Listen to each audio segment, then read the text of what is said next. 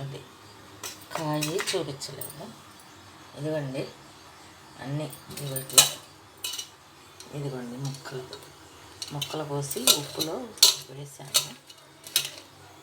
ముక్కలు కోసి కొంచెం ఉప్పు వేసి కొంచెం అట్లా ఉంచితే బాగుంటుంది. ఇదిగోండి జీలకర్ర, మినపప్పు, ఆవాలు, ఎండుమిరపకాయలు ఇట్లా వేసుకోవాలి. తర్వాత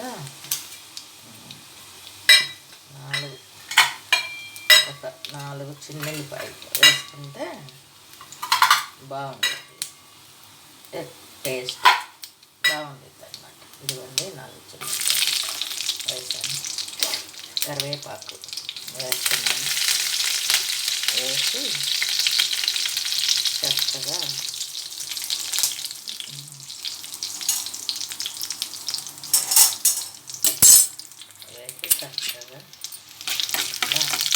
కలుపుకోవాలి. కలుపుకొని చూడండి కాలుతుంది తాలింపు. చక్కగా ఇవి ఇట్లా పిండుకొని నీళ్ళు వస్తున్నాయి చూడండి, ఇట్లా వేసుకోవాలి. మొత్తం ఇట్లా పిండేసేసి వేసుకున్నాక మీకు ఇదండి మొత్తం వేసేసాను. పిండి బాగా ఉప్పులో పిండేసేసి వేసాను. అదే ఇట్లా ఉండాలన్నమాట. ఇట్లా ఉంటే బాగా ఎర్రగా వేగినాక చిన్నులపాయ కారం కలుపుకోవాలి. అది ఇది జ్వరం తగిలిన వాళ్ళకి, జలుబు చేసిన వాళ్ళకి అంతా బాగుంటుందండి. తింటే నోటికి కూడా చక్కగా ఉంటుంది. ఇట్లా పచ్చి ముక్కలు వేసుకుంటే బాగుంటుంది అన్నమాట. అదిగోండి ఇట్లా వేస్తాను. మళ్ళీ అంతా కారం చల్లేటప్పుడు చూపిస్తాను.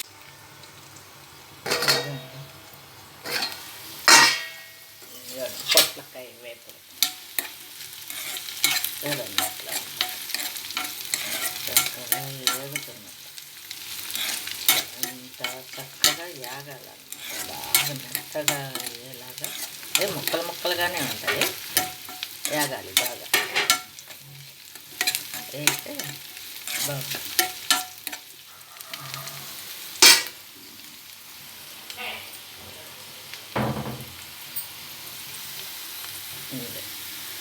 ఇప్పుడు దీనిలో కొంచెం పసుపు,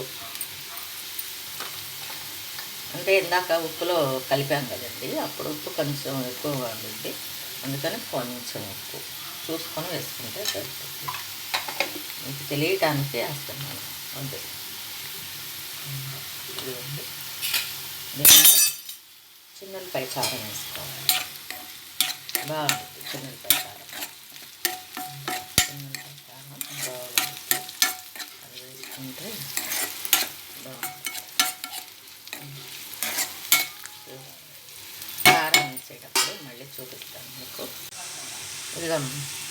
ఇదిగోండి చూడండి ఎట్లా వేగినాయో. ఇట్లా కొంచెం అట్లా కలర్ వచ్చేదాకా వేపుకుంటే బాగుంటుంది అన్నమాట. ఇదిగో ఇది కొంచెం కారం, కొంచెం కారం వేసుకుంటే చాలండి. ఉప్పు ఇంకా వేయక్కర్లేదు, ఎందుకంటే మనం ఉప్పులో పిండాం కదా, అందుకని ఉప్పు వేయక్కర్లేదు. అది మనం మామూలు కారం వేసుకున్నా, చిన్నులపాయ కారం కాకుండా మామూలు కారం వేసుకున్నా కూడా బాగుంది ఉప్పు. అది రండి. ఇదిగోండి ఈ కారం వేసాను. అది ఓకే.